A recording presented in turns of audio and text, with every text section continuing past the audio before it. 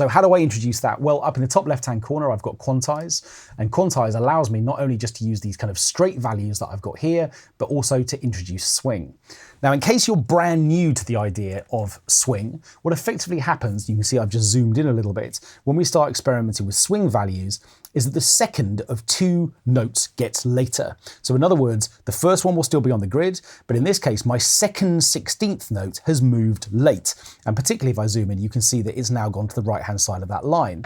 And the further I dive into the different swing values, the later it gets. So 16C in logic terms is a swingier, later value, and 16D will continue to shift that note backwards.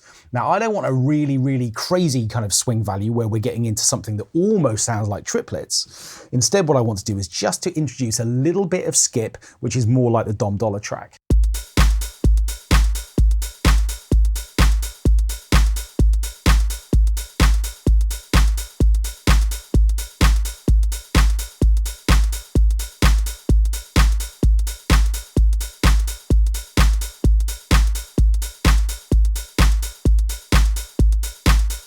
And I'm going to go with this value. You can see that by experimenting with those, you can hear how the groove changes. And obviously that will become more emphasized the moment we add other parts, whether that's bass lines, whether it's hooks, anything that we apply this quantized value to, effectively, that swing value is going to be replicated through all of those separate parts as well.